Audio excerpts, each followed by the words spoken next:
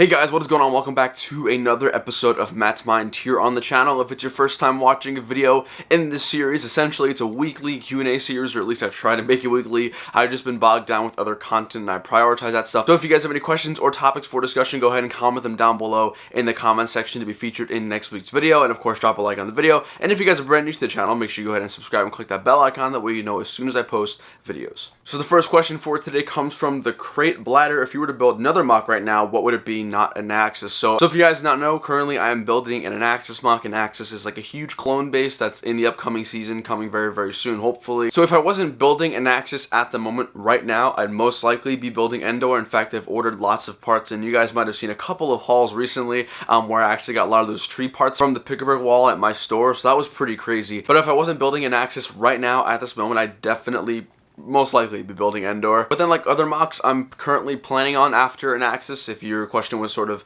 based on a mock I'd do after an Axis, I'd probably be doing something from episode 9 or something from newer Clone Wars content, or maybe even the Mandalorian, something like that, something very new, something very fresh. But again, if I wasn't building an Axis right now at the moment, I'd definitely be building Endor. Next question here comes from Maniac Plays Games. What is a Lego Star Wars set that you want to be made that has never been made before? The number one set that I've been wanting is going to be a huge UCS Venator. I know there are rumors of a Star Destroyer coming out later in October of this year, I believe. Going to be rumored around maybe $600-700, so definitely a big price, but I think the Venator is quite honestly one of the most aesthetically pleasing ships in Star Wars. So if I had to choose one literally like Lego dream set for me that hasn't been made yet or hasn't been remade, I'd definitely go for the UCS Venator. I just think after rewatching the Clone Wars TV show and seeing just sort of getting into the vibe of the clone era, I think a Venator is just super cool. Maybe even a UCS Arc 170, maybe those would be really, really cool. I don't know, but those two definitely. And staying related to the clone era, we have a question from the Classy Barriox. Hopefully I said that right. What Separatist capital ship would you want as a UCS set? I want the Malevolence or Invisible Hand. I think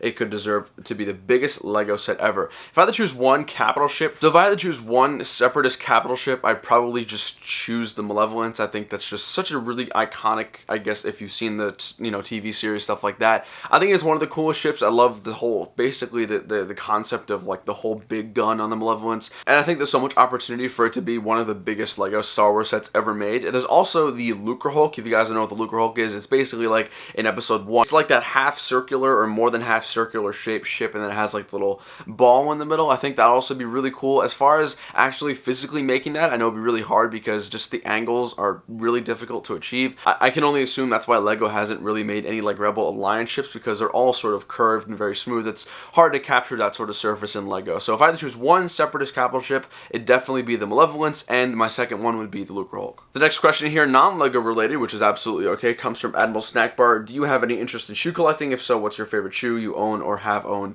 I'm not a big sneakerhead. I'm not a hype beast. I really could care less about sneakers as long as I have 1 or 2 pairs that look good. I've pretty much stuck with Nike sneakers my entire life. Usually I have like 1 pair for activities, stuff like that, and then I have 1 more casually for going out with friends or something like that. So that's the extent of my shoe collection, my shoe game, if you will. I know a lot of other people in the community are pretty big into shoes, but that's just not me. The next question comes from Justin Coster. Do you think we will get the Mandalorian sets from the show? And if so, how many do you think will we get? So I'm not exactly sure when the Mandalorian's supposed to be coming out. I can only assume probably early 2020 if I had to assume a date. Now, I don't think we're going to get an entire wave dedicated to the Mandalore. I don't think it's that demanding. Like, for instance, obviously we've had waves of the larger Star Wars movies like episode 7, 8 when they've come out. I don't think the Mandalorian, even though I'm really excited for it and I think it's going to be fantastic, I don't think it warrants an entire wave. So I think the extent that we're going to get is maybe 1 or 2 sets in like 1 or 2 waves. That's pretty much it. Or something similar where we get like the named characters in the battle pack or something like that, and hopefully a vehicle or a ship or something like that. But again, I don't think the Mandalorian TV show warrants an entire wave dedicated to the TV show. I think we're just going to get 1 or 2 sets sprinkled out and like kind of just in a wave or 2. Next question comes from AJ Larkin. Will you buy the Lego Stranger Things set? I do want to buy it. It's just not money I have to spend right now. Obviously, all of my funds are going towards an Axis and mock building, stuff like that. So it's not it's not a matter of I don't like the set. In fact, I think it's one of the coolest sets ever. I just don't have the extra money to spend on it right now. And I also haven't even watched Stranger Things. I've had a lot of friends tell me to get into Stranger Things, so maybe later on in the summer, maybe after Brick Fair, Virginia, when it's sort of like in a calm area or a calm state of the summer, I'll probably just sit like for a weekend and binge all 3 seasons. I don't know, but I do want to get it. I just don't think think I'll be getting it soon. The next question comes from CyberBrick87. Do you think we will ever get a Dreadnought as a Lego set? Keep up the awesome videos. I appreciate that. The Dreadnought from The Last Jedi, the First Order Dreadnought, I'm assuming is what you're talking about. Realistically, I don't think we're ever going to get that as a Lego set. It's not really iconic. I mean, you can make the argument that the Resurgence Star Destroyer, which is basically the First Order Star Destroyer, isn't really that notable either, but it's kind of is if you understand what I'm saying.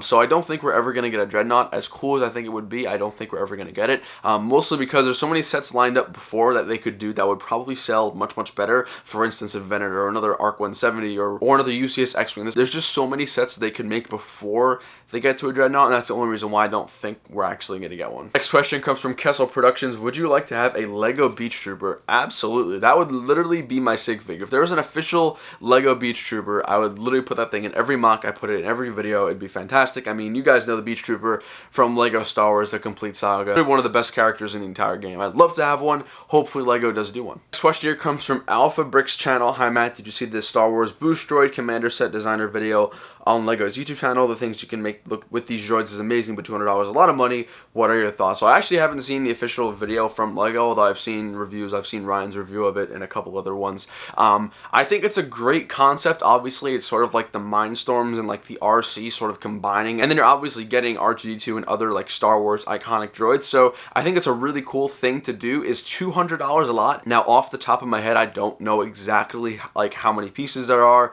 or how much it costs to make the set. I think because it is RC controlled, because it is app controlled, it has a lot of features, and it is Star Wars, I think $200 is a price that we were all expecting at least to be that much. So I don't know. I don't have it on me. I haven't built it. I don't own it, so I couldn't tell you my own personal thoughts. But I do think it's really cool, and hopefully they do some more stuff like that in the future. The next question comes from BrickBro737. If you could buy any $200 plus set for free, what would you pick up?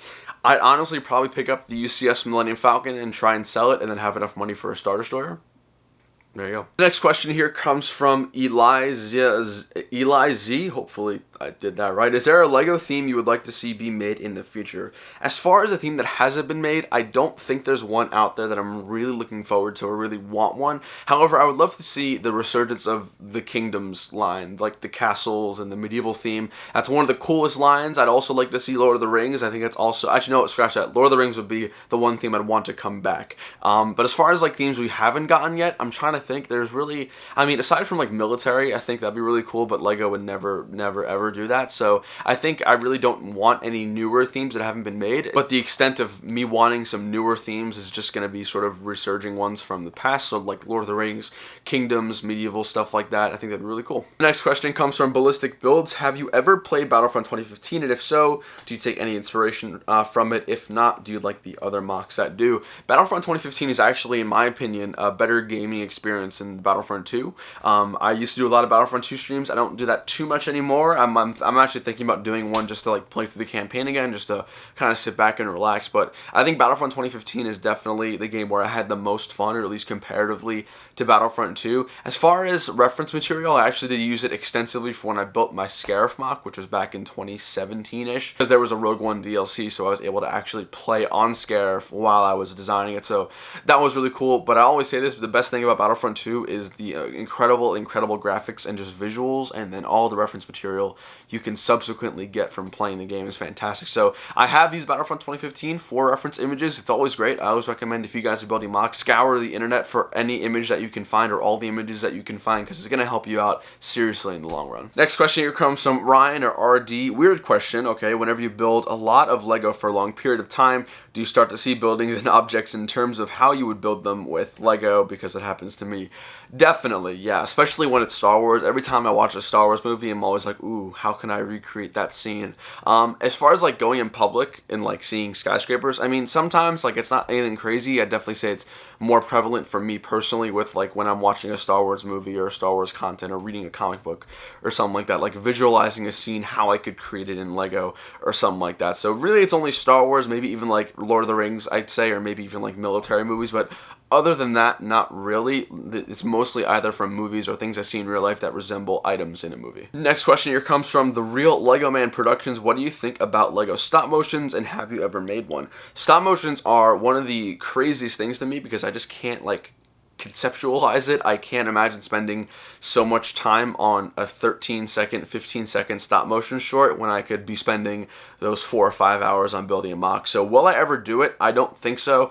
Maybe with an Axis, when it's done, I can maybe do like a quick 10 second like clip of the army moving or like the mobilizing or something like that. But will I ever personally do it? No. I think there's plenty of stop motion people out there who do a great job with it. So I'm going to leave that to the professionals while I stick to my grind here with mock building. Next question here comes from Forever Lego Studios. Great episode as always. My question is, how do you go about sorting and handling parts while building different things? So when I'm building multiple mocks, like for instance, this is actually pretty relevant because I was building the gunship and the ATTE and then sorting parts for my ATRTs. It's a mouthful of acronyms. Basically what I do is I just separate it in my room. So like in that corner, I'll have all my ATTE parts. In this corner, I'll have the gunship. In that corner, I'll have the ATRTs. I'll also mark the packages that have them. So once I unbox it and I put all like the bags of parts into a specific bag, I'll mark it with marker or something like that for ATRT or whatever it is that I'm building. So yeah. The last question for today comes from Yanni Medina. What mock are you doing after an Axis and what error will it be in?